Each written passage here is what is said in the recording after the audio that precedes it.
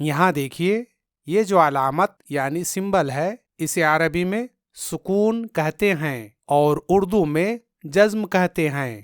Note کیجئے کہ عربی میں اسے جزم نہیں بلکہ سکون کہتے ہیں۔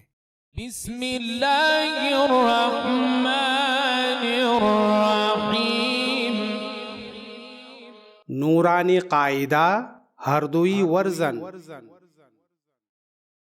تختی نمبر 11 جزم یعنی سکون۔ السلام علیکم ورحمۃ اللہ وبرکاتہ۔ آج کے سبق میں ہم آپ کو بتائیں گے کہ عربی میں جزم یا سکون کیا ہے اور اسے کیسے پڑھا جاتا ہے۔ یہاں دیکھیے یہ جو علامت یعنی سمبل ہے اسے عربی میں سکون کہتے ہیں اور اردو میں جزم کہتے ہیں۔ نوٹ کیجئے کہ عربی میں اسے جزم نہیں بلکہ سکون کہتے ہیں اور اسے سکون کہنا ہی زیادہ مناسب ہے، اس لیے ہم بھی اس کتاب میں اسے سکون ہی کہیں گے۔ ٹھیک ہے، تو یہ سکون کی علامت ہے۔ علامت یعنی نشانی یعنی سمبل اور سائن۔ مطلب یہ ہے کہ اگر آپ عربی کے کسی بھی حرف کے اوپر یہ علامت یعنی سمبل دیکھو تو آپ کو سمجھ جانا چاہیے کہ یہ سکون ہے۔ ٹھیک ہے، تو ہم یہ سمجھ گئے کہ یہ سکون کی علامت ہے، لیکن اسے کیسے پڑھا جاتا ہے؟ تو اس کا جواب یہ ہے کہ اسے پہلے والے حرف کے ساتھ ملا کر پڑھا جاتا ہے، جیسے حمزہ زبر ب اب، یا حمزہ زبر با سکون اب۔ تو آپ یہاں دیکھ سکتے ہیں کہ ہم نے یہاں با کو پہلے والے حرف حمزہ کے ساتھ ملا کر پڑھا۔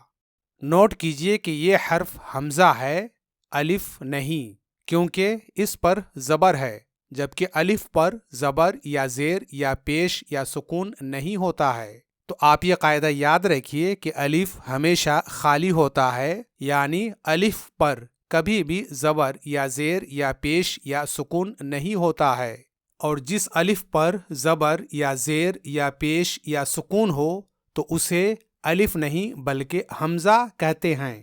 تو یہ حمزہ زبر ہے اور یہ با سکون ہے۔ اس طرح اور با سکون مل کر ہوا اب۔ تو ہم نے یہاں با کو پہلے والے حرف حمزہ کے ساتھ ملا کر پڑھا۔ تو سکون کا قاعدہ یہ ہوا کہ جس حرف پر سکون ہوگا اسے اس سے پہلے والے حرف کے ساتھ ملا کر پڑھا جائے گا۔ اسی طرح حمزہ زیر ای، با سکون اب، حمزہ پیش او، با سکون اب۔ تو اب آپ کو سمجھ میں آ گیا ہوگا کہ سکون والے حرف کو اس سے پہلے والے حرف کے ساتھ ملا کر پڑھا جاتا ہے۔ ایک اصطلاح اور سمجھ لیجئے کہ جس حرف کے اوپر یہ سکون ہوگا اس حرف کو ساکن کہتے ہیں۔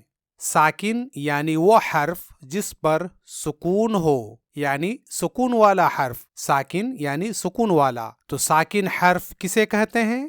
جواب، ساکن حرف اس حرف کو کہتے ہیں جس پر سکون ہو۔ ٹھیک ہے، تو یہاں یہ با ساکن ہے کیونکہ اس کے اوپر یہ سکون ہے۔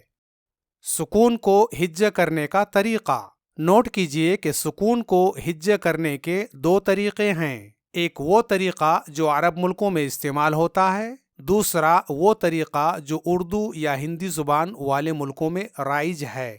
اردو اور ہندی والے سکون کو اس طرح ہجہ کرتے ہیں، حمزہ با زبر اب، جبکہ عرب ملکوں میں سکون کو اس طرح ہجہ کیا جاتا ہے، حمزہ زبر با سکون اب۔ اور میرے نزدیک اہل عرب کا طریقہ زیادہ مناسب ہے، کیونکہ غور کیجئے کہ اردو یا ہندی میں سکون کو ہجہ کرنے کا جو طریقہ ہے اس میں 2 عیب ہے۔ پہلا عیب تو یہ ہے کہ اس میں زبر کا نام بعد میں لیا جا رہا ہے۔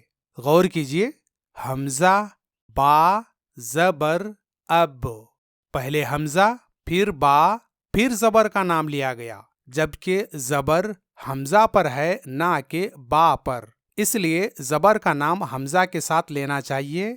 اس طرح حمزہ زبر با سکون اب۔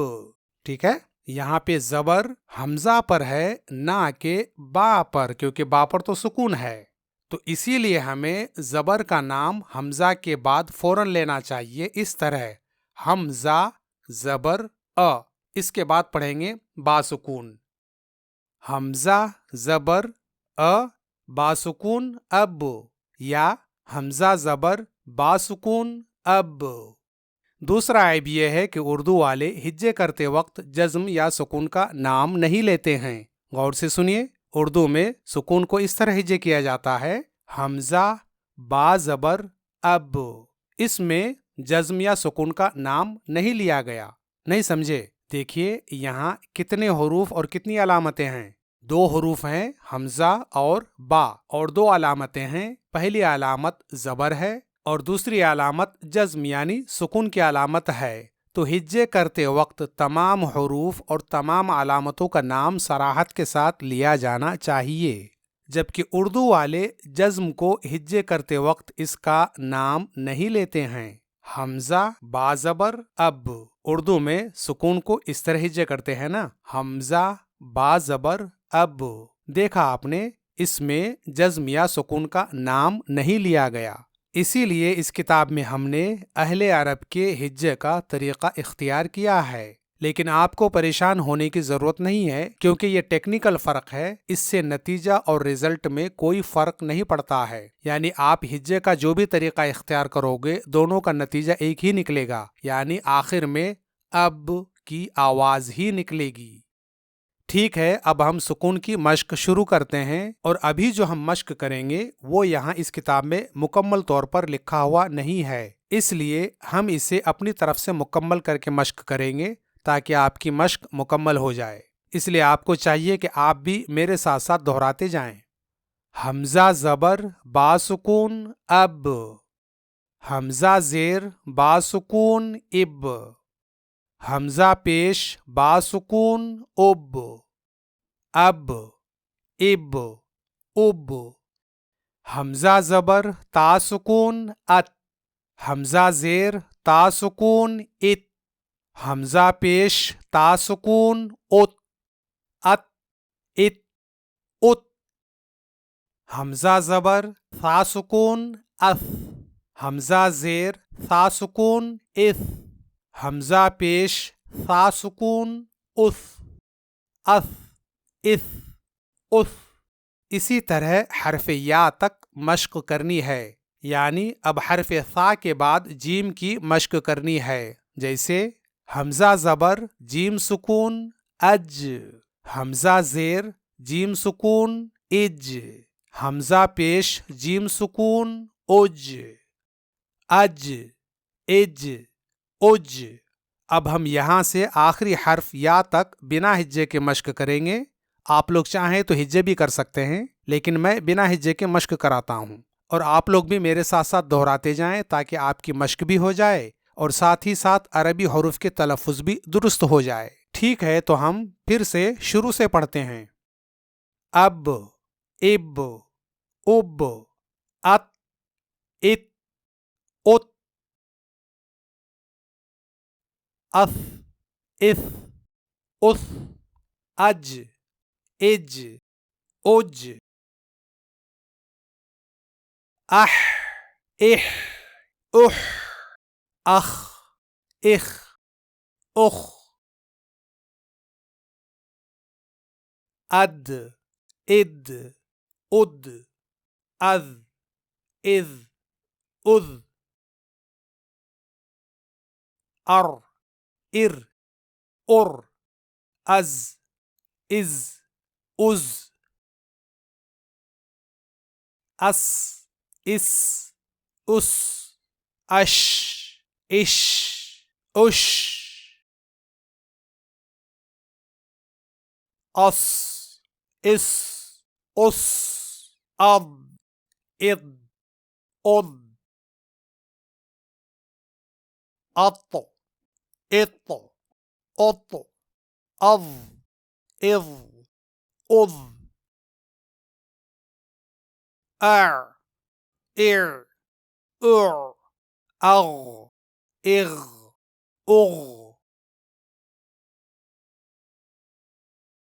اف اف اف، اق उक, अक, इक, उक, अल, इल, उल, अम, इम, अन, इन, उन।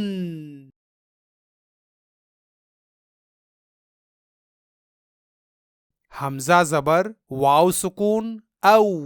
यहाँ ये वाव हरफे लीन है क्योंकि यहाँ जबर के बाद वाव साकिन है, यानी इस वाव को यहाँ नरमी के साथ पढ़ना है इस तरह औ।